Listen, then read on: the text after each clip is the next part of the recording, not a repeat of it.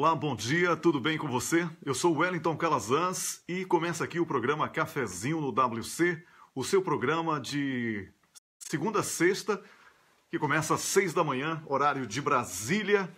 E normalmente o programa tem 30 minutos de duração, mas com horário de verão nós estamos puxando aí o pessoal do Nordeste para um pouco mais cedo e também terminando o programa mais tarde. Bom dia para Cicleide Cassiano, Camila Govedice, Ingrid Cordeiro, Ana Luquezzi. Bom dia para Bete Garcia. Vou começar a ler aqui os nomes. A Cicleide Cassiano também. Bom dia para Rômulos Maia, que daqui a pouquinho está comigo, meu colega agora, não é mais um convidado, é um apresentador do programa comigo. Silvana Salvador. Bom dia para todo mundo que está chegando, tá bom? Eu vou botar aqui as músicas, a música de compartilhamento. A Dulce Helena chegou também. A Paulina Schettino, Luciene Saião, João Humberto Zago. Bom dia para todo mundo. José Antônio Alves, não é? Olha, a Silvana Salvador escreve assim, bom dia! Muito bom, Silvana, eu gosto muito disso. Me lembro dos tempos de rádio lá em Salvador. Olha, Camila, gostei do símbolo aí, mas ainda não tem neve aqui não. Nevou rapidamente na segunda-feira, mas foi aquela neve que não teve consistência. Não é assim essa consistência do seu símbolo, tá bom? Bom dia para Márcia de Lourdes Ruiz, Shirley Carvalho. Aí eu recebo às vezes mensagens assim, no programa, dizendo assim, Wellington, você fica dando muito bom dia e tal. Eu vou dar bom dia mesmo, já falei isso antes, né? Porque o pessoal acorda cedo para acompanhar o programa. É o momento de compartilhamento. Se eu negar um bom dia a quem está fortalecendo o meu programa, aí eu sou cruel, e eu não sou cruel. Leila Ribeiro, bom dia. Mas é o seguinte, eu peço para você que já chegou aí, que compartilhe o programa, tá bom? E quando eu não falar o nome, não fique triste não, eu sempre falo quando eu vejo aqui, quando sobe. Se você curtir as páginas do Cafezinho, do Botando Pilha, Cafezinho no WC e etc., eu vejo quando o nome sobe. Aí eu falo bom dia de quem curtiu as páginas, mas quem está chegando assim, de primeiro eu só vejo o comentário, depois não tem como. E também é muita coisa, vocês podem ver lá, são mais de 500 comentários, 600 comentários, às vezes até mais de 1000 comentários, então não dá para ler de todo mundo. Mas vamos nessa. A musiquinha de compartilhamento, a musiquinha de espera. Um bom dia para você. Bom dia. Essa é a música do Gonzaguinha com o Martinho da Vila. Bom dia, que eu uso para fazer aquela corrente forte de compartilhamento. Pois é. Eu estou falando a partir de Estocolmo, mas comigo, apresentando o programa em breve em vídeo, dividindo a tela comigo, vai estar o Rômulos Maia. O programa vai mudar de nome, tá? Por uma questão de justiça. O programa é Cafezinho no WC, porque o WC é o lugar que normalmente as pessoas estão pela manhã, né? Como eu brinco lá no banner do programa. Se o seu dia não começa no WC, você não é tão limpinho quanto diz. Mas o seu programa vai começar com o WC, que sou eu, Wellington Calazans. E vai começar com o Rômulos Maia também. Então nós vamos criar um programa novo. Os nomes estão aí apostos, já tem sugestões. Tem a minha sugestão que é SOS, que é Suécia ou Suíça. E tem também o nome Expresso da Manhã, porque um café é forte logo de manhã cedo, né? Então o Rômulos vai estudar isso aí com a Camila, debater comigo, a gente vai chegar à melhor conclusão. E nós vamos fortalecer aqui, sempre transmitindo a partir das 6 da manhã do Brasil, tá bom? Então vamos pensar, né? Hoje o programa está bastante movimentado, eu vou falar sobre o programa daqui a pouquinho, porque esse é o momento de compartilhar. Todo mundo compartilhando! Todo mundo compartilhando! Tem que brincar, né? Tem que brincar sexta-feira, depois do feriado, ficar com a cara de segunda-feira, né? Nossa, aqui não foi feriado não, hein? Não teve vida fácil não. E eu quero que você convide os seus amigos. WC ao RC, tá dizendo ali a Shirley Carvalho. Pois é, mas Rômulos Maia, não pode ser RC, né? Então eu acho que Expresso da Manhã é bom, porque aqui no cafezinho e tal, o expresso, né? Essa palavra expresso é forte pra caramba. Então, a gente já pensando aí, né? O Mariel tá dizendo que dá like no comentário de todo mundo. Eu sei, Mariel, você é um guerreiro danado e me dá muita dica boa também. Tem uma equipe de voluntários aqui que é covardia, viu? É muito boa mesmo. Bem, o programa já está fixado, perdão, na página, no topo da página da fanpage do Cafezinho. Eu estou compartilhando agora com o Botando Pilha, né? E também com as outras páginas, e também a galera que me ajuda aí está compartilhando. Você que está me assistindo também pode compartilhar, porque o programa Cafezinho no WC é um programa de resistência política.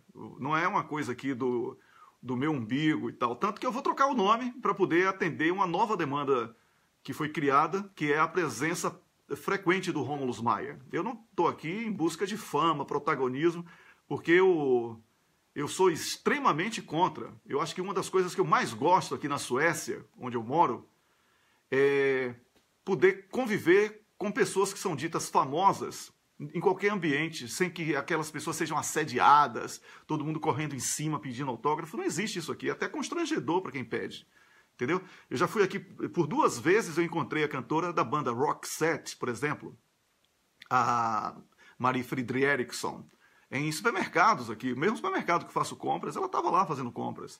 Eu vi e tal. E outros artistas famosos, conhecidos, né, em outros ambientes, não dá para você ficar bancando aquela de tiete, não sei o quê. Então eu não gosto disso, não. Então tem gente que fala assim, Wellington, porque você é o máximo. Eu não sou nada de máximo. Não existe negócio de máximo. O máximo é o programa. No dia que eu não puder apresentar, tem que ter o Rômulus aqui me representando tão bem, não é? Como, já que vocês gostam. Ou até melhor, porque eu acho o Rômulus bom pra cacete. Não é? Ou outra pessoa que possa ser preparada para esse know-how aí de apresentação. Porque não é um modelo bem diferente, inovador, eu reconheço isso. É fruto de muita pesquisa que eu fiz para esse modelo, que é um modelo de rádio dentro da internet, mas não é uma rádio na internet, não é? Pois é. Como é que se diz? O Rômulo está dizendo que a Maria do Roxette ia passar vergonha. Você ia tietar. Tá bom. Você sabe, tiete é uma espécie de admirador, né, Rômulo? Então, até me perdi com isso. Esse Rômulus é uma figura, foi um dos achados da internet aqui, e eu realmente tenho uma alegria muito grande de poder compartilhar esse espaço aqui com o Rômulus, que é um cara muito sério, é um cara muito bom, e que tem feito um trabalho fantástico aqui comigo, e eu sou realmente grato a você, Rômulus, por aceitar o convite. Eu lembro a primeira vez que eu conversei com o Rômulus, eu fiz, olha, eu não sei se você é fake, eu não sei se você é um robô que está fazendo o seu post, parece coisa de robô de internet, mas eu acho seus textos muito criativos. E Rômulus teve a preocupação de enviar um e-mail para mim, fazendo a apresentação completa. Então, é um cara muito sério esse Rômulus aí, né? Então, na descrição do programa de hoje, aí, feita pela Camila, a nossa produtora-chefe, né? O Rafael Bianchini, que é servidor do Banco Central, graduado em Economia pela Unicamp, doutorando em Direito pela USP, fala comigo e com o Rômulo sobre Bolsa Família Rica, Selic, e também sobre outros aspectos da economia.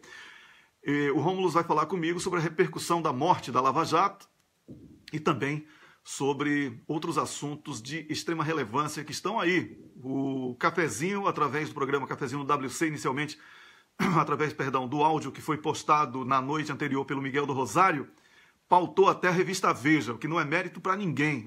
A gente está muito revoltado aqui, Rômulus não conseguiu dormir, tivemos que pedir a assistência médica lá da Suíça para levar calmante para ele conseguir dormir um pouco e estar aqui com a gente. Se ele estiver um pouco lento hoje pela manhã, é por isso. Ele está revoltado porque a Veja plagiou a nossa pauta. Mas é isso, a gente aqui não tem compromisso com a superficialidade. E vou botar a música de vinheta de abertura do Raul Seixas para ir chamando aqui os convidados no off, tá bom? Vamos nessa? A música é a Paranoia que a gente usa para abrir o programa e você cantando, compartilhando, curtindo as páginas. Vamos nessa! Vacilava sempre a ficar nula no chuveiro com vergonha. Com vergonha de saber que tinha alguém ali comigo.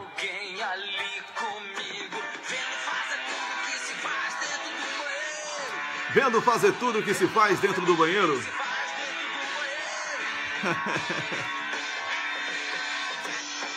A música é Paranoia, de Raul Seixas, que eu uso como abertura aqui do programa.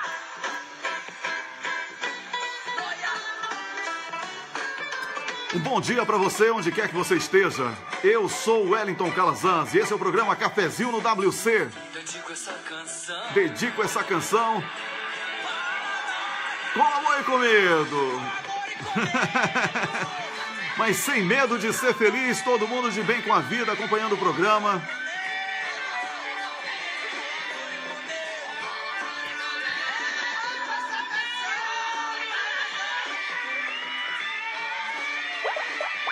Pois é.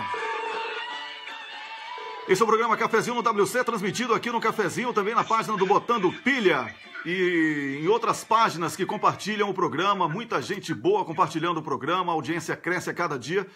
Essa audiência que nós estamos tendo no Cafezinho no WC pela manhã, horário de verão, às 6 da manhã, ela é maior do que a média das audiências dos programas de toda a internet no horário nobre. Assim, é uma coisa muito boa saber que o nosso trabalho está tendo essa receptividade aí no Brasil e também em outros países de língua portuguesa, né? Porque tem muita gente boa de Angola, Portugal, Moçambique, né? Que tem acompanhado a gente. Então é um prazer, uma satisfação enorme saber que tem essa repercussão positiva do nosso trabalho. Rômulus, bom dia, Rômulus.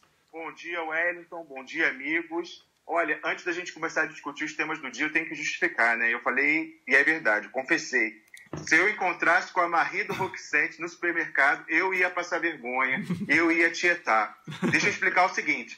Eu sou do Rio de Janeiro, né? Vocês devem perceber pelo meu sotaque, né? Não, ninguém percebe, ninguém percebe. Né? Pois é. E, assim, eu cresci na Zona Sul do Rio, então eu cresci com filhos de artista da Globo na minha sala de aula, que eu e os pais, esses atores, iam na reunião de pais, iam buscar filho no colégio. Cresci vendo ator de Globo, cantor, Caetano, Chico. Eu morava no bairro do Chico, vira e mexe eu via ele saindo para fazer jogging. Então, assim, não tietava. No Brasil, é aquela coisa, a gente fica tão acostumado, como você ficou acostumado com a Marie, entendeu? Eu via toda hora, eu não ia atrás, mas eu já falei, se fosse a Marie do Roxette, eu ia tietar sim. E é o seguinte, você deve saber disso, a Tina Turner, ela, há muitas décadas, ela não mora nos Estados Unidos, porque ela diz que os Estados Unidos não reconhecem muito o trabalho dela, que ela faz muito mais sucesso na Europa. Então, ela mora desde o final dos anos 80 na Suíça. Ela mora em Zurique, numa mansão assim lindíssima na beira do lago. E ela vive em Zurique, assim, jantando ela é casada com um alemão, produtor musical, e ela vive jantando com ele nos restaurantes, né? Eles saem para jantar. Eu já avisei. Eu avisei porque é para ela saber, eu já publiquei essa aí online. No dia que eu encontrar com ela, eu vou passar vergonha, vou tietar assim, vou pedir selfie, vou ligar para minha mãe falar com ela, entendeu? Vou acabar com a mente dela. Pois é, e ainda vai cantar a música do Gilberto Gil. Você sabe que é tiete? Tiete é uma espécie de admirador, não é isso? É isso aí. Pois é, agora, Rômulus, eu já estou também em linha com o nosso convidado de hoje. Eu quero apresentar aqui para o público.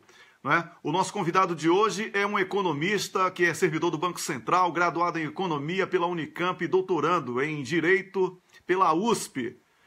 Ele é o Rafael Bianchini, que já está em linha. Bom dia, Rafael. Bom dia, bom dia.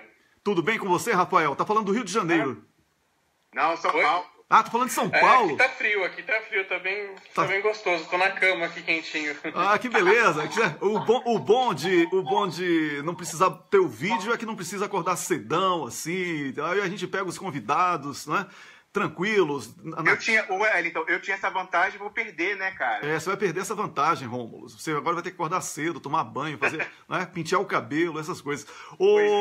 Rafael Bianchini, é um prazer enorme. Eu quero dizer ao público o seguinte, o nosso programa é um programa de amplo debate. O nosso objetivo editorial tem sido o confronto nacionalismo versus entreguismo. Porque entendemos que o espectro direita e esquerda, ele está superado, desgastado por um debate inócuo e que é improdutivo por consequência. Então, o Rafael Bianchini é de uma escola tradicional de economia, que chamam tradicionalmente de mainstream, não é? O que seria uma coisa tradicional mesmo, o predominante, o pensamento predominante, uma escola mais conservadora. E eu quero que você que assiste ao programa aqui, Cafezinho no WC, que respeite a opinião do nosso convidado. Ela é um pouco conflitante com a minha e com a do Rômulus, inclusive, mas o debate só é enriquecido através do diálogo. Sem diálogo não existe. A gente não tem medo de debate, né, Wellington? Não, quem tem medo de debate é quem não tem argumento, não é? Então eu vou começar logo falando sobre uma coisa que me incomoda muito, porque é uma jabuticaba brasileira. Eu participei recentemente, Rafael Bianchini, de um debate que foi uma audiência pública do Senado, na sede do Banco Nacional de Desenvolvimento, o Banco BNDES, no Rio de Janeiro, onde estavam sendo debatidos ali a introdução, a extinção da taxa de investimento de longo prazo. a TJLP, que perde o J, né? E fica só TLP, o que mata praticamente o objetivo fim do BNDES, que é o fomento do desenvolvimento. E nesse debate, tinha representantes também aí do Banco Central, onde você trabalha, da equipe econômica do atual, que eu chamo de desgoverno aqui, sendo muito bom com eles. E a taxa Selic foi inevitavelmente debatida. E uma semana antes eu havia entrevistado o Tiago Mitidieri, que é vice-presidente da Associação dos Empregados do Banco Nacional de Desenvolvimento, e ele colocou a Selic como uma jabuticaba, tá? Uma jabuticaba, e eu busquei aqui com economistas suecos e Rômulos na Suíça também, e não encontramos em lugar nenhum do planeta algo tão bom como a Selic, mas bom para o rico. Por isso que a gente batizou aqui como Bolsa Família Rica. Aí eu quero saber de você, Rafael, por que você defende a Selic? Não, calma. Não é exatamente defender a Selic enquanto taxa, mas quando se fala nessa jabuticaba... Bom, em primeiro lugar, né, bom dia para todo mundo. Bom dia, bem-vindo. Que eu estou aqui defendendo a posição Rafael pessoal, enquanto acadêmico e não enquanto uma posição institucional do Banco Central. Claro, está ainda claro. Que algumas vezes ela acabe coincidindo, como no debate sobre a TLP. Uhum. É claro, assim, em primeiro lugar, a gente tem que admitir um problema. A nossa taxa Selic, a nossa taxa básica de juros, ela é uma das mais altas do mundo em termos reais, né, se descontar a inflação. Nesses rankings de taxa de juros que tem, mesmo quando a gente está com a Selic atinge as mínimas, como foi em 2012, 2013, ou agora, que também está muito próxima da mínima histórica, o Brasil fica no máximo numa posição de terceiro, quinto do ranking de taxas reais. Então, efetivamente, existe um problema. A discussão é de onde vem esse problema. Esse é o grande aspecto.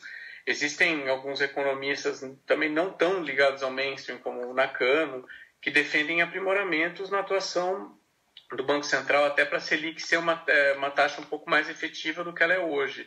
Porque hoje ela tem sérios problemas de eficiência na política monetária. Mas e também tem que tomar um pouco de cuidado, porque assim, muita gente vai defender com um receituário convencional uma taxa mais baixa, mas eu falo assim, olha, para ter uma taxa mais baixa, você precisa ter uma série de coisas que hoje você não tem no Brasil. E se a gente pegar países que adotam um receituário bem mais convencional que a gente, como Colômbia, como Peru, como o Chile às vezes eu não gosto de colocar porque ele é um país bem mais rico que a gente, mas como Colômbia e Peru, que até são mais pobres, eles têm taxas de juros muito mais baixas que a gente. Ou o México, que é um país que eu nem acho que é um modelo a ser seguido, né? Às vezes eu brinco e falo, o Brasil é um modelo intervencionista ruim, o México é um modelo liberal ruim. É um país que tem uma taxa de juros bem menor que a gente. Então, mesmo quem admite um receituário mais liberal, mais ortodoxo, acredita que essa taxa que a gente tem é uma distorção, uma jabuticaba, como você mesmo falou, e é só olhar para esses rankings. Né? O bom é que agora se ele está quase na mínima, eu acho, assim, as projeções de mercado apontam que ela vai para a mínima histórica mesmo até o final do ano, vai para 7%. Sim. E aí muda um pouco o problema. O interessante que você falou da questão do rentismo, eu acho muito legal. Realmente é um problema sério, mas há uma confusão muito grande que as pessoas fazem com Selic e custo da dívida pública. Eles não são exatamente a mesma coisa. E isso decorre porque as pessoas pensam, no final do governo Fernando Henrique, mais ou menos, a dívida pública era basicamente indexada ou a dólar ou a Selic. Então, era mais ou menos essa relação. E ao longo da década passada, começa essa década, essa relação mudou um pouco. A Selic hoje, direto ou indiretamente, é mais ou menos um terço da dívida pública. O resto é indexado à inflação, basicamente, e títulos pré-fixados. Então, nesse caso, a relação Selic custo-dívida fica um pouco diferente, não é uma relação tão inequívoca quanto já chegou a ser no passado. E aí, para mim, uma primeira crítica a quem fala assim, olha, mas, sei lá, pensando em 2015, subiu muito a Selic e isso aumentou o custo da dívida pública. É uma meia-verdade. Se naquele caso a inflação tivesse aumentado demais, também teria aumentado. E em 2015, metade do aumento da carga de juros da dívida pública não teve nada a ver com a Selic. Foi uma relação por causa da taxa de câmbio que veio com os swaps cambiais. Então, tem que tomar cuidado de dar essa relação tão direta, porque não é exatamente assim. Em geral, o custo da dívida pública é maior do que a taxa Selic. Ela é, digamos assim, o título mais barato da dívida pública, se a gente analisar uma série um pouquinho mais longa. Então, Rômulos, quer fazer algum complemento, Rômulos, em relação a esse ponto específico? Ou a gente continua... Esse ponto eu acho que é bastante objetivo que ele falou, né? Não é uma opinião, ele está informando a gente que a Selic representa 1/3 só da dívida pública. Então, que, por exemplo, se assumisse um presidente amanhã e botasse a Selic a 2%, ou seja, com a inflação com juros negativos, ainda assim 70% da dívida pública não seria, né, isso não afetaria o custo de carregamento da vítima, de rolagem da dívida e carregamento. Então, isso eu acho que é objetivo, ele pode seguir aí. Faz sua explanação, Rafael. Tá bom. Rafael, a gente não interrompeu, não. É porque a gente precisa também esclarecer o público que não está muito acostumado com a linguagem econômica. E você entende isso, né? Vocês têm um vocabulário, extraplanetário. Então...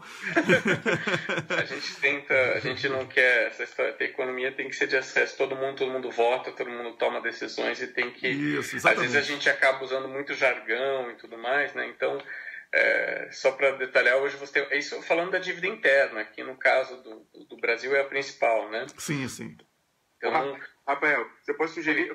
Eu queria que você falasse, voltando à pergunta do Wellington, por que você defendeu o fim da TJLP, que era, né, a taxa barata para empréstimos do BNDES na sua atividade de fomento, e a adoção da TLP, que é uma taxa mais cara, né? Teve muita crítica, né, dos economistas desenvolvimentistas falando que isso seria o fim, né, o fim da política industrial no Brasil.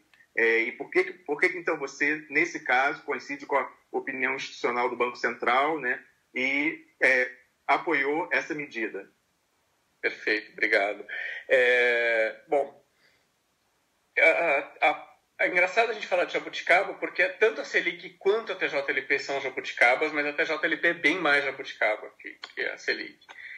Bom, se a gente for para os outros países, a gente vai ver que assim, existem taxas curtas e longas, e como é de se esperar, a taxa longa seja maior do que a curta. Aqui no Brasil, teve uma inversão relacionada ao momento de lançamento do Plano Real. Quando o Plano Real foi lançado, a Selic estava num patamar muito alto, de mais de 50% ao ano, né? Então, não existe investimento, não existe como viabilizar investimento em infraestrutura com uma taxa dessa. Ainda que a inflação fosse elevada, mais de 20% ao ano, mas uma taxa real absurda dessas não viabilizaria nada. Então foi criada a TJLP, que na época também era um pouquinho mais de 20% ao ano, ou seja, casava mais ou menos com a inflação da época, para viabilizar algum investimento em infraestrutura. E no caso dos anos 90, na verdade, a TJLP não foi só usada para infraestrutura, né? O BNDES foi um banco muito ativo nas privatizações. E aí, na época, a gente não adotava o regime de metas de inflação, a gente adotava uma âncora cambial, né? O famoso 1-para-1, e a Selic era... O dólar 1-para-1, pessoal, o Bolsa Miami, né? O pessoal ficava... Para quem compra no exterior, aquilo foi maravilhoso, criou uma série de problemas. Enfim, o problema, na verdade, não foi vincular o real ao dólar, isso foi a solução para a gente sair daquele regime de inflação elevada. Mas o problema foi manter aquilo por mais tempo do que deveria manter, e se a gente olhar para o calendário da taxa do câmbio, a gente vê que teve um componente eleitoral muito forte, né? Sem dúvida. O Fernando Henrique tinha que se reeleger, não é mesmo? Ele comprou a emenda, depois não ia se reeleger na hora da eleição. Ele tinha que comprou a emenda para poder se reeleger, ele tinha que fazer alguma coisa para motivar o povo a votar nele. Então foi populismo cambial, né? Para todo mundo fazer farra comprando, né, bugiganga chinesa importada e a classe média infeliz para Miami. Popularmente falando, ele valorizou artificialmente o real para poder iludir a sociedade de que nós tínhamos uma moeda forte. E é isso aí que ele fez. O custo disso foi um absurdo. Não é verdade? Vamos voltar aí a TJLP, porque eu também tenho algumas coisas para falar sobre isso, tá? Vamos lá. Claro. E realmente o custo foi absurdo, porque na época metade da dívida era atrelada à Selic, metade atrelada ao câmbio. Enquanto se manteve a âncora cambial, Selic muito elevada, chegou a ficar mais de 80% ao ano. O que acontece? Explode o componente da dívida indexada à Selic. Vem a desvalorização do câmbio, explode o componente da dívida indexado ao câmbio. Ou seja, a dívida líquida do setor público ficou mais alta do que ela é hoje, mesmo com toda a crise. Então, criou uma situação. Mas, enfim, voltando à questão da TJLP, e aí, o problema é, durante aquela época, a Selic era uma taxa absurdamente alta. Se a gente está falando que hoje é alto, na época era em outra escala de alta. E aí não tinha muito jeito, tinha que ter uma taxa diferente para viabilizar qualquer coisa em infraestrutura. A questão é que a gente adotou o regime de meta de inflação, que é o que a gente tem até hoje, né, pelo qual o Banco Central operacionaliza alguns instrumentos com principal destaque para a Selic, para tentar atingir uma meta de inflação, que não é determinada pelo Banco Central, é determinada pelo Conselho Monetário Nacional, e a partir daí temos os ciclos de aumento, de queda da Selic. Agora a gente está vivendo uma queda bem grande da Selic, e como as expectativas de mercado indicam, vai cair um pouquinho mais, enfim. E o grande problema é o seguinte, como você tem uma TJLP, que atrela boa parte do crédito, e um dos efeitos da Selic para o regime de meta de inflação é pelo crédito, né? Uhum. A Selic ela atua principalmente no crédito, no câmbio e nas expectativas. Você tem uma parte relevante do crédito que não obedece à política monetária brasileira. E em alguns casos, em alguns contextos, ela vai na direção contrária, né, ao que vai a Selic. O exemplo que tem mais recente disso é entre janeiro de 2013 e dezembro de 2014, no qual a Selic caiu e depois aumentou, e a TJLP ficou estacionada em 5%. Qual que é o problema disso?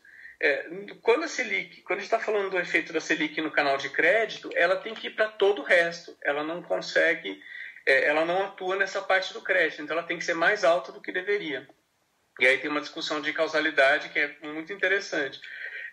A TJLP só existia, quer dizer, ela ainda existe, vai existir por alguns anos pela regra de transição, porque a Selic é estruturalmente alta.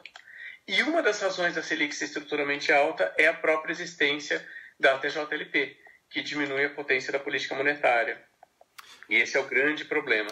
Então, do ponto de vista da política monetária, eu não consigo ver críticas à adoção da TLP, né, que a gente fala, a TJLP ainda vai existir por uns 5 anos, porque tem uma regra de transição aos poucos. E essa é a grande questão. Mas... Desculpa, Rafael, mesmo para novos empréstimos agora ainda é TJLP? É porque é o seguinte, há uma regra de transição que ela vai ser, a TLP vai ser 20% ao ano. Então ela vai ser adotada progressivamente. No primeiro ano, 20% TLP, 80% TJLP. Complicado. Porque, eles vão fazer sorteio de pedidor de empréstimo? Como é que vai ser? Quem fica nos 20% caro? Não. Rômulo, mas tem uma coisa aí interessantíssima que eu quero adicionar. Uma informação que, inclusive, foi dada por uma pessoa de peso lá do BNDES nessa audiência pública que eu participei. Teoricamente, a TLP já existe, porque existe a possibilidade de alguém que queira tomar empréstimo com base nos juros de mercado possa seguir essa linha de crédito, mas existe a TJLP. Só que nenhum empresário quer pegar um empréstimo sem saber como é que vai estar a economia e o que ele vai pagar daqui a 20 anos, porque estamos falando de longo prazo. Então, ninguém quer cometer esse suicídio empresarial de poder tomar um empréstimo e, de repente, os juros sobem de forma assustadora, porque a TLP ela não tem uma taxa fixa, ela varia de acordo com a engrenagem da economia. Isso precisa ser dito. E a engrenagem da economia, quando é para vender, ela está sempre boa. A Selic está baixa, todo mundo está achando que a economia é linda. Mas depois que as pessoas pegam empréstimo, aí nós vamos ter essas coisas aí do cartão de crédito brasileiro, por exemplo, de 500%, não é? Que é outra coisa cavalar que existe no Brasil. Então, a TJLP, ela pelo menos fomenta o investimento interno. Ela fomenta, e isso a gente não pode negar, que um banco de fomento é para valorizar a indústria nacional, gerando emprego dentro do país. Nós não podemos pensar no mercado internacional, no investidor, porque eles não produzem nada. Eles não produzem nada. Eles vivem de juros. E nós não podemos ter uma sociedade que trabalha para pagar juros. Eu cito muito aqui o exemplo da Islândia, por exemplo, onde o povo teve que intervir no governo, destituir um governo, reescrever a Constituição e decretar moratória, porque ninguém quis viver trabalhando para pagar juros. E hoje a Islândia tem uma das melhores qualidades de vida do planeta. Um país pequeno, todo mundo diz, porque a Islândia é pequenininha. Mas ninguém vende remédios sem antes provar em populações pequenas ou em ratos ou sei lá o quê. Então precisa ter o laboratório. Esse laboratório prático a gente já tem, que é o caso da Islândia. Então é bom que se diga, TLP é linda hoje. Mas ninguém pode prever, nem o Rafael, nem nenhum outro economista, como é que vai ser a economia daqui a 10 anos, daqui a 15 anos. E aí quem pegar esses empréstimos com base no que vai ser os juros no futuro, pode estar cometendo o maior suicídio da história. Vamos lá, Rafael, para concluir esse assunto que a gente tem que falar de... Foram ótimos, os dois comentários foram ótimos, porque eu acho que tem algumas incorreções que precisam ser esclarecidas. Isso que eu ia pedir, me corrija, por favor, porque você falou que era uma regra de transição, e aí você informou que no início ia ser 20%, e eu falei, mas vai ser uma loteria, alguns vão cair com 20%, outros vão cair nos 80% barato, como que vai ser isso? Você falou que não é assim, explica. Não, é uma taxa composta, todo mundo vai pagar a mesma coisa. E é só para novos empréstimos, os antigos continuam sendo corrigidos pela taxa pactuada, né? A gente fala, em geral, TJLP, mas há outras taxas no BNDES, mas assim, não afeta os empréstimos antigos, que é a primeira coisa que é bem importante. A segunda, não é que vão ser escolhidos 20% vai pagar TLP, 80% vai pagar TJLP, vai ser uma taxa que vai ser uma média ponderada das duas. Ok. Tá? Esse não tem. E o segundo ponto, que era a primeira... Quando foi lançado, eu lembro que eu não gostava muito da ideia, pelo ponto que o Wellington falou, e que eu tinha essa impressão também, e que depois eu vi que não era assim. A questão de ser uma taxa pós-fixada em função do que estiver acontecendo na economia. Porque o que é a TLP? Como o BNDES empresta a longo prazo, e a principal fonte de captação dele é o Tesouro Nacional... isso tem um custo fiscal, né? Então, o Tesouro capta a mercado numa taxa que eu falei para vocês que não é bem Selic, ela acaba sendo um pouco maior que a Selic, e ele recebe do BNDES TJLP. Então, isso tem um custo. Quando as taxas se distanciam muito, esse custo fica bem alto. E por que? Como que ficou a taxa? Bom, os títulos mais longos do Tesouro são aqueles vinculados à inflação. Então, em geral, quem compra Tesouro Direto sabe, é um título que dá a variação do IPCA mais uma taxa de juros que muda dia a dia, que hoje está entre 4,5% e 5%. Uhum. E como os empréstimos do BNDES têm prazo médio de 5 anos, foi decidido que ia ser a taxa dos títulos de 5 anos. Mas ela é prefixada. Então, o que acontece? Se eu não me engano, a cada trimestre, o Banco Central apura essa taxa e determina a TLP que vai valer naquele momento. Para quem tomar naquele momento, vai ser, vamos dizer, se fosse hoje, aqueles 4 e poucos por cento, mais a inflação. A inflação é o componente variável da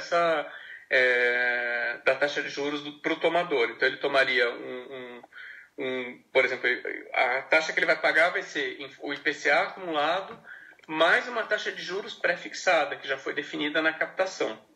Então, o que vai acontecer em termos de desequilíbrio de longo prazo, que pode acontecer, a inflação explode, a gente tem episódios no Brasil, né, 99, 2002, 2015.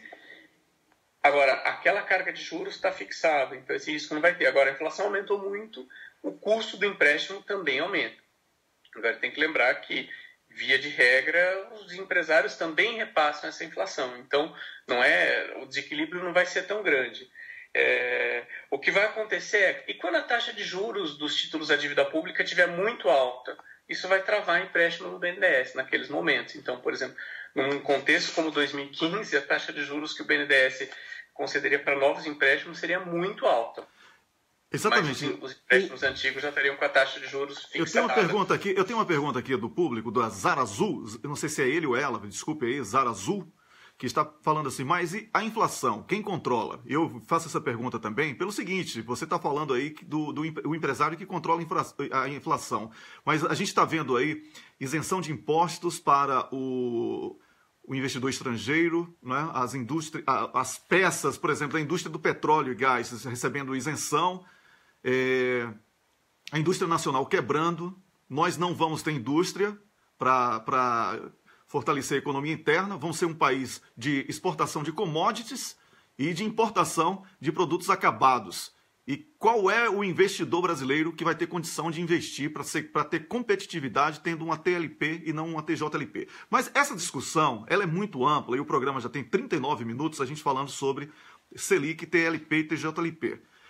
Eu estou entrevistando aqui com o Rômulo Maia, o Rafael Bianchini, que é servidor do Banco Central, graduado em Economia pela Unicamp e doutorando em Direito pela USP, que está falando a partir de São Paulo e é o convidado. Ele defende alguns pontos que são discordantes em relação à minha opinião aqui no programa e também do Rômulo, que hoje é apresentador também do programa comigo. E para a gente encerrar esse papo sobre Selic, sobre TJLP e TLP, você pode responder essa pergunta: quem controla a inflação? Nesse caso aí, Rafael Bianchini.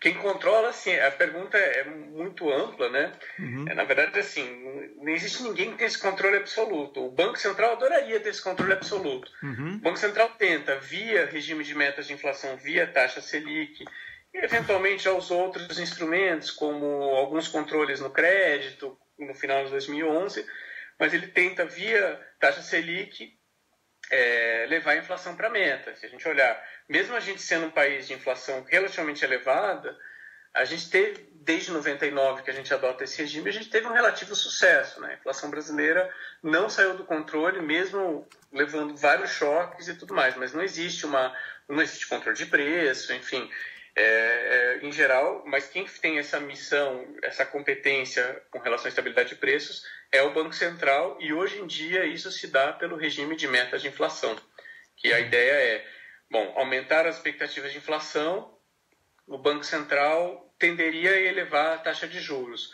e aí entra na discussão, mesmo entre quem concorda com o remédio, se a dose foi adequada ou não, se manteve a Selic mais alta do que deveria por muito tempo, enfim, se subiu mais do que deveria ou menos do que deveria, então a discussão é bem ampla. Mas e é um modelo que boa parte dos países emergentes adotam também. E nesse caso, a gente não está muito fora do que é adotado. Então tá, eu agradeço aqui ao Rafael, que está conversando com a gente, nosso convidado, sobre economia. Rafael, você vai ter que voltar em outra oportunidade para a gente falar sobre os programas de governo que foram implementados nos últimos anos, que tem reconhecimento internacional, como Bolsa Família, como Minha Casa Minha Vida, sobre outros programas de governo. Sobre o Wellington, sobre justiça tributária, né? A gente está vendo aí um projeto de reforma tributária terrível, regressivo, que os golpistas estão tentando levar à frente. E o Rafael também estuda muito esses temas, como você falou, né? Programas de distribuição de renda, né? De remediação, né? da pobreza e o aspecto tributário. Então, eu conversei já com ele ontem um pouco sobre isso. Eu acho que é bom ele voltar mesmo. Então é isso, eu agradeço a você, Rafael, por ter acordado cedo. Rafael Bianchini, servidor do Banco Central, mas falou aqui como um especialista graduado em Economia pela Unicamp e doutorando em Direito pela USP. Falamos sobre Selic, sobre TJLP e TLP. Você precisa saber desse assunto, você que está me assistindo, tá?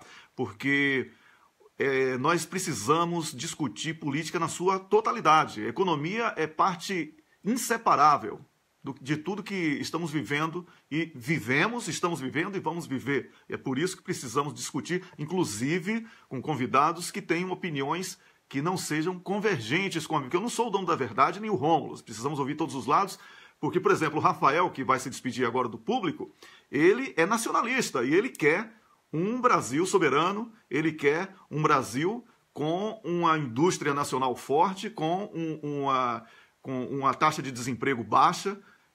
Concorda comigo, Rafael, para se despedir do público, para que o pessoal não pense que você aqui é o representante de Temer? Não sou não, viu? Não, com certeza. E também, engraçado como você falou de mainstream, eu estou entre aqueles economistas que entendem que no estágio de desenvolvimento do Brasil, a gente não tem como falar em desenvolvimento sem falar em indústria, e sem falar em indústria nacional. Enfim. Então, e sem falar também da integração da grandes contingentes da população. Então, novamente aliado da economia. Olha, tem alguém com um retorno muito alto, ficou repetindo aí, ficou muito estranha a sua voz, Rômulo, parecendo que você...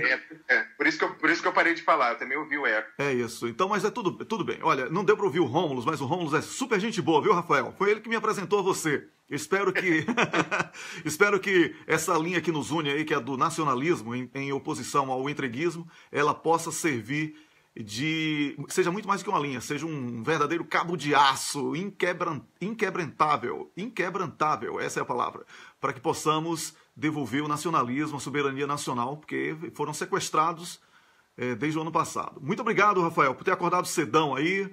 Eu que agradeço o convite. E as portas estão abertas, você pode combinar comigo agora, ou com a Camila Govedice, que é a produtora do programa, ou com o próprio Rômulus, para podermos ampliar o debate, agora com questões mais populares, como Bolsa Família, Minha Casa Minha Vida, indústria e comércio, como você colocou, como indispensáveis para a retomada. Gostou. É isso. Legal. Tá bom? Muito legal. Um grande abraço, felicidade. Você pode desligar aí, que eu vou continuar somente com o Rômulo aqui na ligação, e nós estamos em conferência, tá bom? Ok, muito obrigado, gente. Um bom dia para vocês.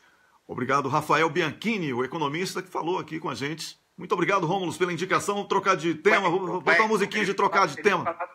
Ele me falava ontem que ele não é economista, porque economista tem que estar inscrito. Não, então ele se formou, ele poderia ser, se ele quiser, ele se inscreve no Conselho de Economistas, mas ele é formado em economia, mas ele tem também formado em Direito, e então ele tem graduação em Economia e doutorando em Direito, graduação em Economia na Unicamp e doutorando em Direito na USP. Tá bom, o importante é que ele tem conhecimento pra cacete, passou aqui pra gente. Vamos nessa? O que é que eu faço? Cantando no banheiro, né?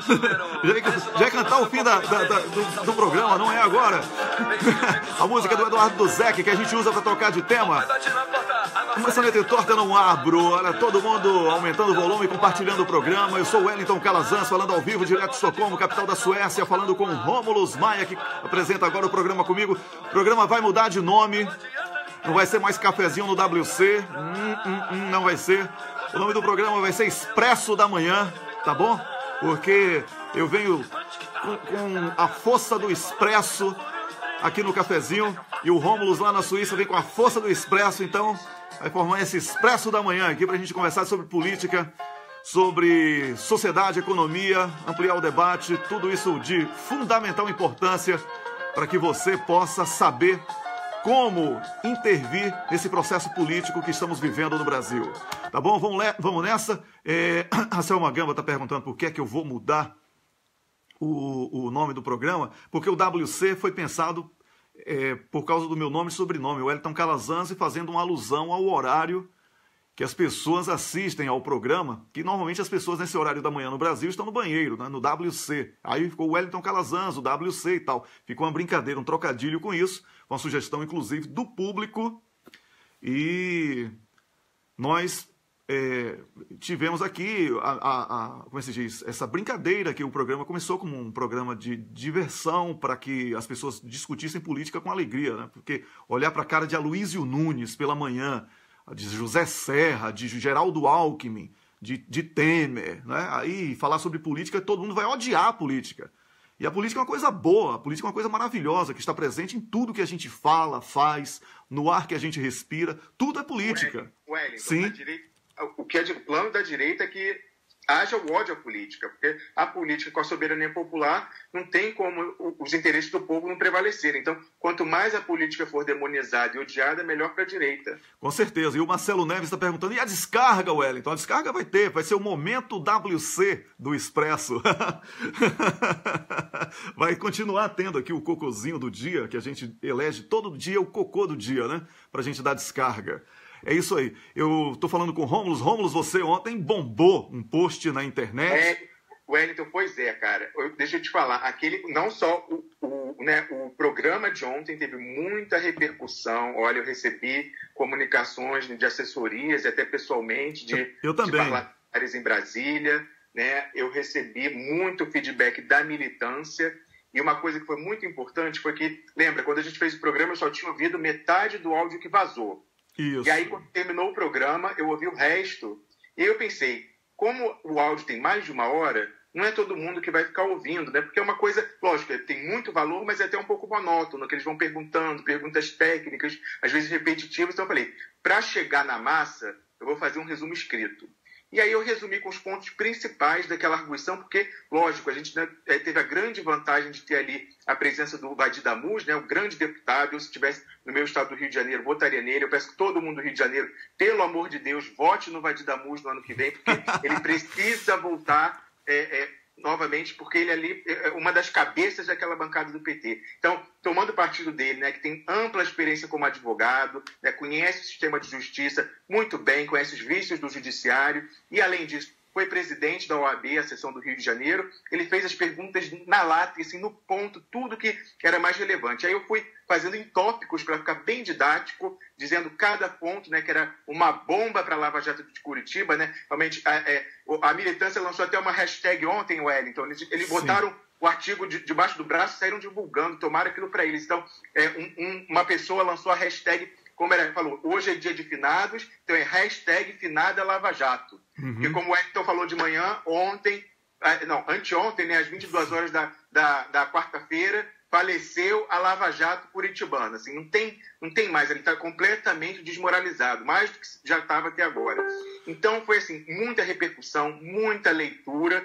E eu queria dizer, né, como o Wellington lembrava no início do programa, que a gente furou a bolha do PIG, porque o PIG não estava dando nada sobre isso, mas não teve como negar mais diante do sucesso do programa e do sucesso desse resumo. Eu recebi grupos de WhatsApp de juristas, eu participo de vários, né, de juristas engajados pela democracia, pelo Estado de Direito, falando assim, olha, nota 10 seu resumo, parece Cabotina falando isso, mas é só para motivar as pessoas a compartilhar esse resumo.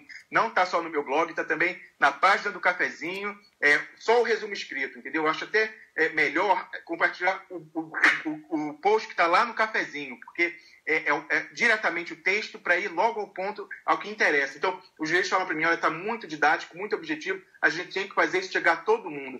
E aí, realmente, foi um sucesso de compartilhamento, a gente furou a bolha, e aí, depois, né, horas depois, o PIG teve que fazer hedge, né, como eu falei, a economia tem que fazer um seguro, porque esse assunto vai pautar e vai ter repercussões, então a gente tem que depois, lá na frente, dizer, não, a gente noticiou também, a gente escondeu. Então, a gente viu só 2 veículos fazendo uma notinha, mas eles adotaram, Wellington, o que o ex-ministro Delfim Neto, que eu cito muito, porque ele é um gênio, né? Às vezes ele atua como gênio do mal, mas ele, quer queira, quer não, é um gênio, e é um ótimo frasista, né? Tem tiradas ótimas, ele fala que é a técnica do biquíni fio dental, que mostra tudo, mas esconde o essencial. E foi exatamente o que eles fizeram. Essa é muito boa, Rômulus. Pois é, cara. Você olha... Eu vou repetir aqui, hein? Não, se você falou isso aí, eu vou ter que botar uma música aqui, cara. Bom, a gente não pode perder essa pegada da música. Enquanto você tá falando aí, Rômulus, eu quero que você fale sobre uma coisa muito importante, tá? Que eu tô muito chateado. Você que é advogado, você tem que estudar aí. Por que é que a Veja está plagiando a gente? Que papo é esse aí, Rômulus, da Veja? Isso é uma agressão ao meu trabalho, ao seu? Que coisa é essa? Pois é, Wellington. A Veja, mas assim, a Veja, eu até botei no Twitter, eu falei, Veja, marcando a Veja, falando, Veja a fraude jornalística, porque ela adotou essa, né, a técnica do biquíni fio dental, pegou a nossa pauta, né, porque a gente pegou esse furo exclusivo do áudio vazado e comentamos logo na manhã, então ficou repercutindo o dia inteiro. e o resumo também. E aí você, no final do dia, botou o resumo lá no cafezinho, e aí nova rodada de repercussão, divulgação. E aí a Veja teve que falar, e aí resolveu não falar de Moro, não falar de Carlos Fernando. Carlos Fernando é aquele que tentou ser ator lá no México, né, com esse nome de ator mexicano e, por questões estéticas, foi reprovado no teste do sofá lá no México, não é isso? Ele tem nome de galã mexicano, né, mas não tem o physique de rolo, né, não tem aparência. Eu digo que ele é o galã, né, galã de novela mexicana, mas depois de um acidente nuclear. Pois é, agora você falou em fio dental, o pessoal do Nordeste que está acordando agora com o horário de verão não entende bem o que é isso, e aí eu vou chamar aqui o senador Genival Lacerda, tá bom, para explicar a gente a história de Severino, tá bom? Porque ele define bem esse problema aí, tá bom? E aí você vai saber o que é que o Rômulo está falando. Severino foi pro Rio de Janeiro passear na cidade maravilhosa. Ficou maluco quando viu tanta beleza. Corcovado, Pão de Açúcar, o bonde de Santa Teresa. Foi na praia, ficou de queixo caído. Viu um bumbum vestido com um tal de fio dental. Ele voltou ligeiro para a Bahia, passou mal, deu agonia, nunca viu coisa igual. Quando chegou na praia de São Salvador, fim de semana pintou na boca do rio, que é uma praia lá de Salvador, lá veio o fio rebolando bem gostoso, só que lá na Bahia a gente chama de cordão cheiroso. É cordão cheiroso, é fio dental, do jeito que ele balança, faz o velho passar mal. Ô Rômulo, não importa. Pois é, não é nem fio dental, nem cordão cheiroso, Davi. A Veja está escondendo os nomes fedorentos dessa história, não é? Ela escondeu a história principal. Ela resolveu falar de... O que ela falou? Era uma besteira. Ela resolveu falar da manipulação daquele programa que o Odebrecht fraudou para inventar prova contra petista, né?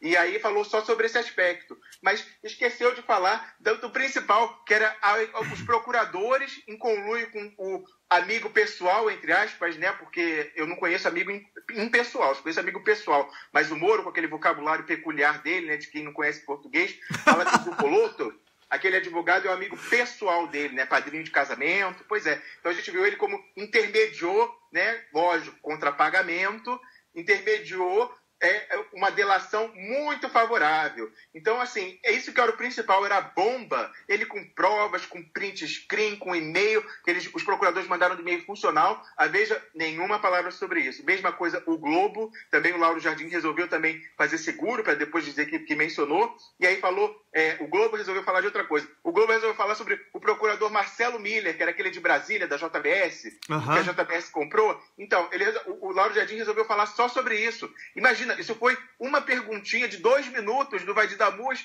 pro Tacla Duran, e isso foi a notícia inteira do Globo. Olha que ridículo. Então, eu digo assim, a gente furou a bolha do PIG, graças a Deus, e eu falei no Twitter, que normalmente, né, já teve muito artigo meu, pauta minha, sendo, né, pegada de empréstimo, vamos falar de uma maneira gentil, por outros veículos, tanto na blogosfera como na grande mídia. Eu sempre encarei como uma homenagem, um tributo. Então, acho o máximo, entendeu? Eu não quero, como você falou, eu não quero fama, não quero, entendeu? Eu quero que a ideia espalhe. Então, se quiser pegar emprestado sem dar fonte, beleza, não é problema. Mas a Veja, né, eu falo, então, para mim, em geral, plágio é homenagem. Mas a Veja plagiando, para mim, é motivo de ofensa profunda. Como você falou, eu quase não consegui dormir essa noite. Pois é, mas a sorte é que eu tô aqui pertinho, né? E conheço um médico aí na Suíça que foi lhe socorrer. O negócio tava sério, hein? Você tava nervoso. Tava nervoso. Agora é o seguinte, você mencionou mais de 3 vezes o nome do Desmoronando, e aí tem que entrar o patrocinador. Um minutinho só. Pra gente ganhar a grana no final do mês, né? $1 milhão. Cliente banestado, tu és... Vamos fazer uma coreografia, né? Ele é. Agora sim o nós, assim, sem ser. Tem que ser aquela coisa bem Domingão do Faustão, né? Aí tem o pianinho agora.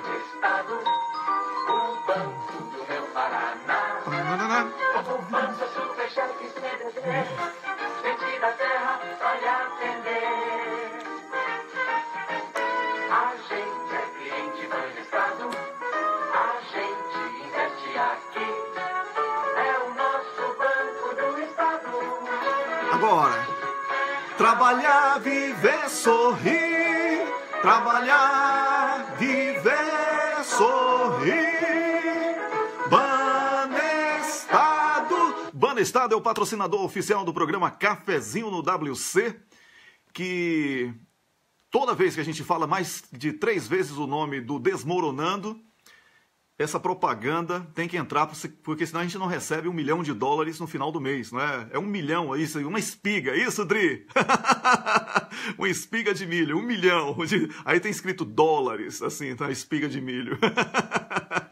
Ô Rômulus, um homem que tem conta na Suíça...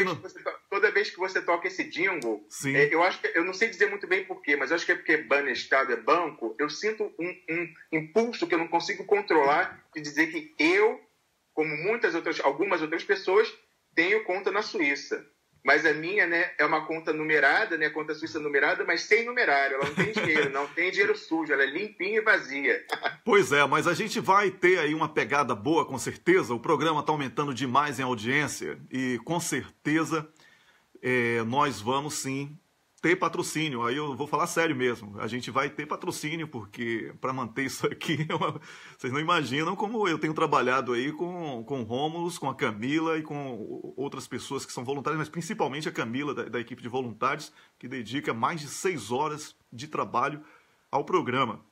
Então, é indispensável que a gente busque, sim, porque eu não tenho vergonha de dinheiro, não. Quem tem vergonha de dinheiro é quem não debate política. O capitalismo é forte porque botaram na cabeça do povo que tem que ter vergonha. Aquela história do camelo, que eu já conversei com o Luiz Cláudio aqui na segunda-feira, né, que não passa... É mais fácil um camelo passar no buraco de uma agulha do que um rico entrar no reino dos céus. Mentira, isso é mentira. Jesus mandou... Inclusive o WhatsApp tá fora do ar hoje aí, hein? Depois que Rômulus bombou aí nas redes sociais. Bonjour, Chico Zé, bonjour, mon ami. Então, ele fica escrevendo ali bonjour, buongiorno, gastando todos os como é que chama? As lições número 1 de diferentes idiomas que ele estudou. Uma figura esse Chico Zé, hein? Bom dia, Chico Zé. Obrigado aí por acompanhar sempre aqui o programa. E, Rômulus, além do sucesso do post de um tema que é de extrema relevância, que é o sepultamento da Lava Jato, já tem... Pessoal, Wellington, por favor, hein? Não foi só ontem, não. Vamos continuar divulgando. Como eu falei, o Wellington postou ontem na página do Cafezinho o resumo em texto, que esse que tem que viralizar. Já viralizou, mas tem que entupir, derrubar a internet no Brasil, esse resumo. Então, todo mundo indo lá no site do Cafezinho, compartilhando o resumo da bomba que o Tacla Duran jogou lá em Curitiba. Pois é, eu até fiquei tão inspirado que criei uma arte lá e botei na capa do Cafezinho. Nossa, elegantíssima. Com sofisticação estética. Com aquele popstar decadente, né? E sozinho, assim. Estava inspirado. Pois é isso aí. Então é aluno da Camila. Então tem que vira isso aí. Então, o Rômulus está conversando comigo, Rômulus Maia, que é o meu... Hoje não é mais convidado, Rômulus Maia é o meu colega de apresentação do programa. Vamos começar aí a sessão de testes para que, em breve, talvez já na próxima semana, ele possa dividir a tela comigo aqui, o programa. Vai mudar de nome, não vai ser mais Cafezinho no WC, vai ser Expresso da Manhã, tá? Porque são 2 doses aí de expresso, um da Suíça, o outro da Suécia, falando sobre política. É um expresso duplo. Um expresso duplo. Mas a gente vai botar o Expresso da Manhã, porque pela manhã, para pegar a galera pelo horário, não é? Então, foi sugestão, inclusive, da Camila, que é a nossa produtora, que é muito mais que produtora, criação, ela que faz esses banners todos aí da gente, de divulgação e tudo. Tem feito um trabalho maravilhoso e... que é tudo ativismo, hein? Ativismo. E aí nós vamos, eu saio do WC para pegar o Expresso da Manhã com todo mundo, eu e o Rômulus. Aí acaba e a proeminência. Até porque no dia que eu não puder, o programa não precisa sair do ar. O programa fica com o Rômulus. No dia que o Rômulus não puder, eu fico apresentando também. Então fica um programa sempre vivo, dinâmico, e nós precisamos... A Ana Luquezzi está dizendo, não deve mudar de nome. Olha, eu preciso mudar o nome, porque o WC foi relacionado ao meu nome e sobrenome. Por causa dessa brincadeira entre o banheiro e o WC, que é o meu nome e sobrenome. Mas como tem o Rômulus, e eu não quero aqui ficar parecendo que o Rômulus é uma participação especial no meu programa, porque ele vai ser autor do programa comigo. O Rômulus hoje discute, define pauta comigo. O Rômulus é uma pessoa que faz o programa comigo. E eu não sou egoísta, eu não quero aqui ficar aparecendo, porque isso... Eu não conhecia o Rômulus, ele pode contar a história aqui, o programa está estourando o tempo, agora virou conversa de barzinho, é sexta-feira mesmo, não é, Rômulus? É sexta-feira, virou conversa de barzinho. A gente tá alegre, né, com a repercussão do post ontem. Isso, exatamente. Então, nós vamos mudar o nome, porque eu não quero ficar aqui como o proeminente do negócio. Não é. O importante aqui é a ideia. O importante aqui, olha, eu queria que a Globo falasse sobre o que Rômulus fala. Eu queria que a Globo falasse sobre o que Miguel do Rosário fala, sobre o que eu falo, sobre o que Paulo Henrique Amorim fala, sobre o que Fernando Brito fala, sobre o que o Kiko Ribeiro fala. Não é? Eu não vou falar todo mundo. Socialista Morena, muito feliz em muitas colocações, assinara Menezes. Não é? Como se chama? Rede Brasil Atual faz muito post aí do Brasil 247. Eu queria que a Globo fizesse isso, mas eles não fazem isso. Então por isso que a gente ainda é alternativa. Eu quero, inclusive, acabar com esse negócio de que a gente seja mídia alternativa. Eu quero que a gente seja mídia predominante.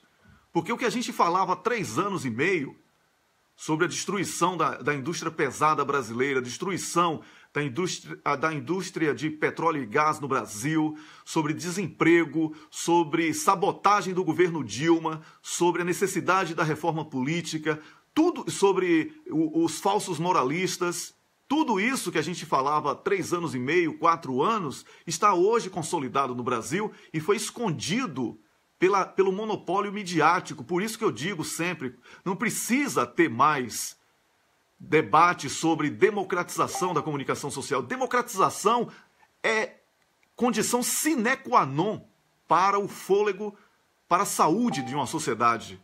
Wellington, e nesse sentido a gente vai ter novidade em breve aí, né, sobre o programa, no maior alcance. A gente está tentando e vamos ver aí, vocês aguardem que vai ter novidade. Com certeza, nós vamos ter novidades e eu estou logo anunciando o programa. Eu tenho promessas de patrocínio para o programa, eu tenho promessas de patrocínio sem necessidade sequer de exposição da marca, mas nós vamos revelar nas páginas quem são os patrocinadores, para não ficar parecendo que a gente está trabalhando escondido, certo? Porque tem organizações que consideram que o meu trabalho, do Rômulus, do Miguel do Rosário...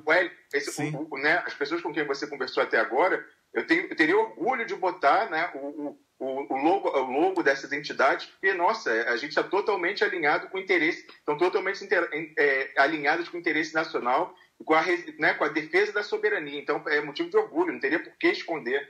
Pois é, exatamente. Então, existem promessas que ainda não foram consolidadas, de patrocínio, de apoio ao programa e ao blog como um todo, ao meu projeto, o projeto do Rômulus, que é de nacionalismo, de referendo revogatório, de resgate da soberania nacional, de fortalecimento da Petrobras, do pré-sal e de outras riquezas do Brasil, certo? Porque sem Estado forte não existe sociedade forte.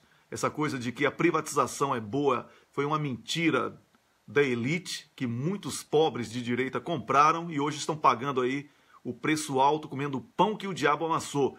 Então, para concluir aqui a vinda do Rômulus como meu convidado para ser o meu parceiro, eu conheci o Rômulus através do que ele postava no blog do Nassif. Eu conheci o Rômulus através dos comentários que ele fazia no Facebook. Eu não conheço sequer o Rômulus pessoalmente. Mas a gente vai resolver isso em breve. Sim, é muito perto aqui, são 2h30 de viagem, tranquilo, pega um avião aí, baratinho e tal, e a gente tá aí, vai fazer um programa junto um dia desse, com certeza. Vai viajar pela Europa, né, Wellington? Mas eu converso com o Rômulus, assim, mais de 20 vezes ao dia. É verdade. Então, eu não quero aqui ficar, o WC, porque o Wellington Casas, não quero isso, não quero. Eu quero que seja, certo? Eu quero que seja um programa onde a ideia Aí a filosofia, não vou chamar de ideologia, não. Eu vou chamar de política nacionalista. Ideologia é uma coisa muito restrita a um debate muito cirúrgico sobre determinada coisa. Eu não quero fazer recorte, não quero ser aqui o programa do nacionalismo. Não é só isso.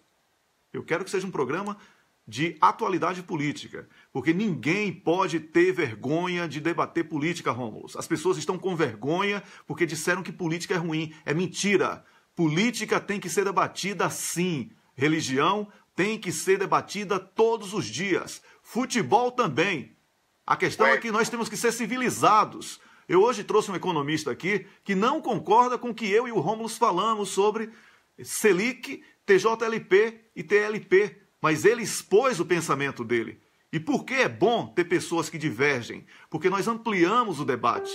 O debate não pode ser feito com a agressão a pessoas, a fulanização. Nós temos que discutir as ideias. É por isso que o programa tem aumentado em audiência. Não é isso, Rômulo? É verdade. E olha, você falando disso, você está falando de uma coisa que seria, a gente pode relacionar, resumindo uma expressão, que é nós precisamos ser, quando a gente está colocando, promovendo a bandeira da defesa da soberania, referendo revogatório, nós temos que ser espertos politicamente.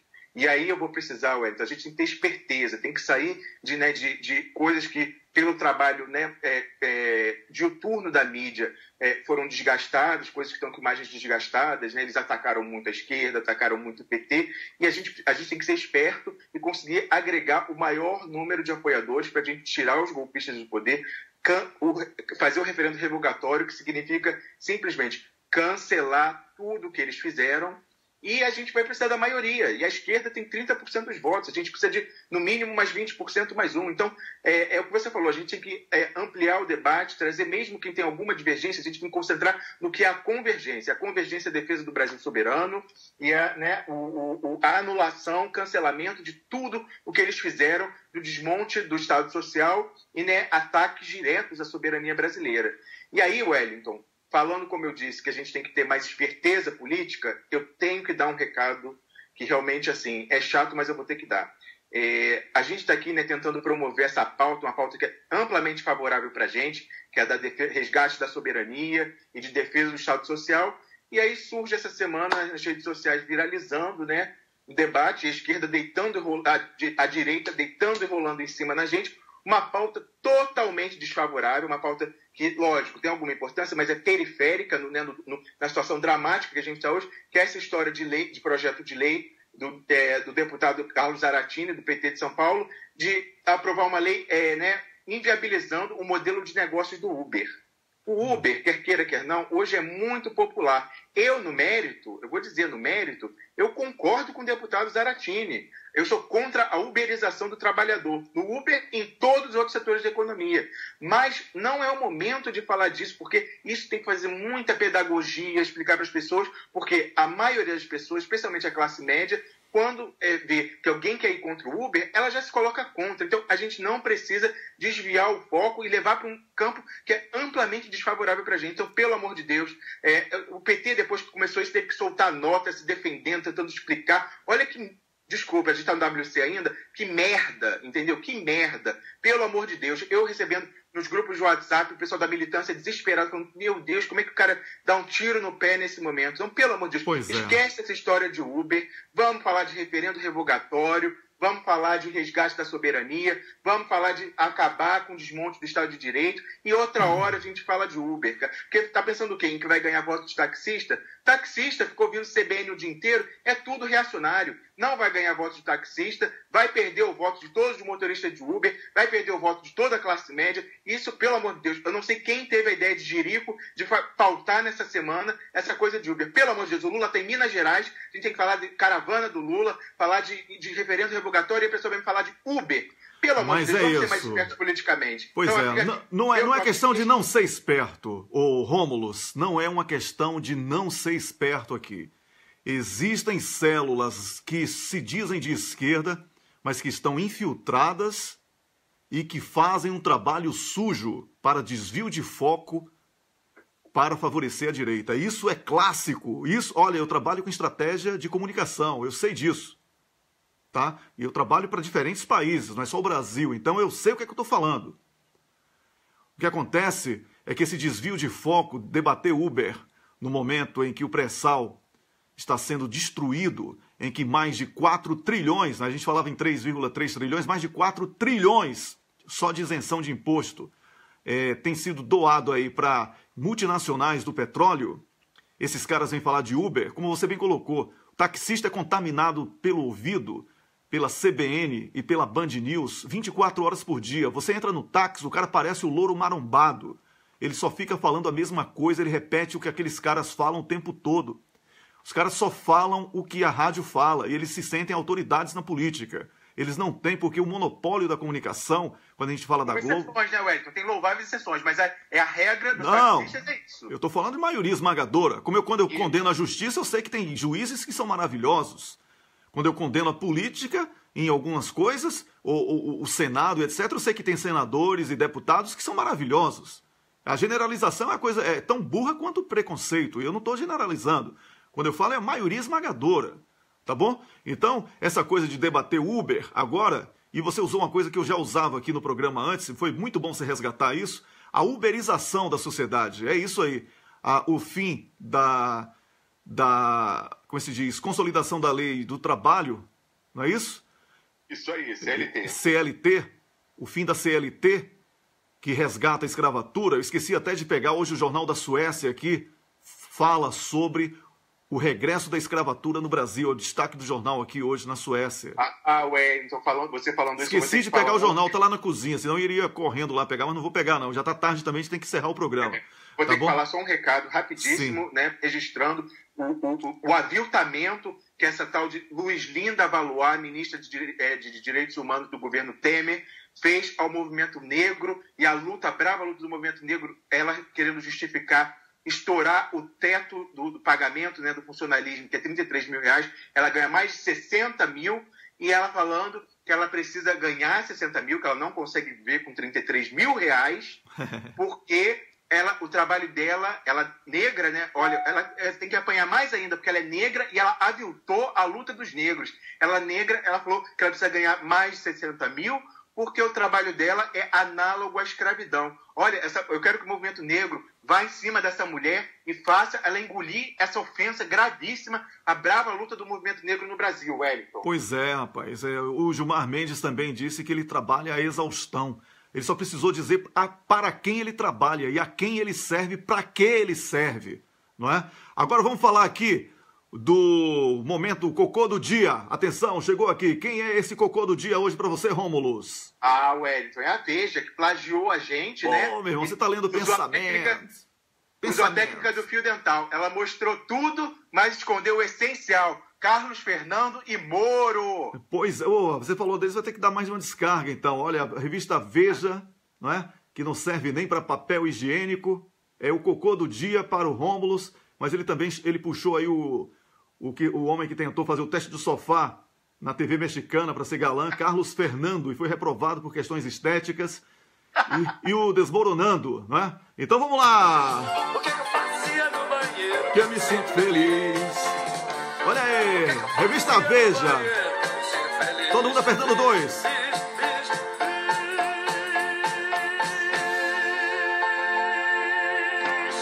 Moro, Carlos Fernando, revista Veja. Não desce todo, né? Você sabe, aquele velho problema. Toda vez que tem o Desmoronando aqui, como cocô do dia, não desce todo. Né? E suja a privada toda, né? Suja a privada. Aí eu vou pegar aquela vassoura, né? Aquela vassoura chamada referendo revogatório. Tá aqui comigo. Vamos nessa? Opa! Vamos lá. Já desceu mais um pouco. A vassoura. Vou jogar um pouquinho de nióbio aqui, né? Ficou sujo, velho. Tem que lavar com detergente. Como é que é o detergente? Mas ainda tá aqui. Tá enganchado um pouco aqui. Vamos lá. Nióbio. Com referendo revogatório. Pronto, desceu. Desceu. Pronto. Ficou tudo jóia agora, não é verdade? Ficou tudo jóia. Que alívio que depois dessa alívio. barricada. Nossa. Isso parece coisa daquele homem que faz barro, né? Lá no STF. Rômulus, obrigado por tudo que você fez pelo programa ao longo dessa semana. Obrigado por aceitar o convite de ser agora o partner aqui do programa. Wellington, eu que agradeço. Para mim foi uma descoberta, né? Esse convite que você fez para mim me honrou, acompanhava já o seu trabalho. E, né, eu passei a ter contato maior ainda com esses, né, o nosso público, que é sensacional. Então, eu é que tenho que agradecer essa oportunidade, porque a gente quer lutar. E esse espaço, essa trincheira aqui de luta nesse programa é importantíssima. E a gente der todo mundo contribuindo junto. Como você falou, a gente tem uma equipe de voluntários maravilhosa, que está crescendo. A gente vai engajar, né, mais pessoas, os leitores que compartilham. Então, eu só tenho a agradecer. Prazer é todo meu. E a você que assistiu ao programa hoje e durante a semana e está sempre comentando, participando, manifestando aí através dos símbolos que expressam sentimentos, né? Coraçõezinhos, ok, raiva, dependendo do que a gente está falando. Eu quero dizer que o sucesso desse programa é seu, porque é a sua companhia, o seu compartilhamento, o seu curtir das páginas, que faz os comentários fantásticos, muitos são lidos durante o programa, alguns lidos depois por nós e a gente tenta adaptar. Depois a gente lê tudo, né? Pois Na hora do programa só dá para ver alguns. Exatamente. Eu quero agradecer a você pelo sucesso que faz com a gente esse programa. Você é indispensável. Então, muito obrigado. E eu quero que seu dia seja maravilhoso, um dia pré-sal para você. Um dia maravilhoso, porque pré-sal é maravilhoso, né? Um dia cheio de nióbio para você. E, não é? Um fim de semana maravilhoso. E na segunda-feira, às 6 da manhã, de Brasília, eu e o Rômulus. Vamos tentar aí testar no fim de semana, né, Rômulus? Para ver se a gente já entra com vídeo na segunda-feira. Se não der, a gente marca um dia aí para todo mundo. Vamos. Porque Rômulus está parecendo um Lombardi, né? É você, Lombardi! Sou eu, Silvio. Lembra dele? O falecido. É verdade. Né? Porque o Silvio Santos, ninguém sabia, ninguém conhecia a cara do Lombardi, só ficava Silvio Santos lá aparecendo, Lombardi, é você, Lombardi? Aí entrava ele, sou eu, Silvio, na hora de comprar tapetes, visite a Tapeçaria Globo, lembra? Então, o Rômulus não vai ser o meu Lombardi, ele vai ter que dar as caras aqui comigo. Um grande abraço, tchau, tchau.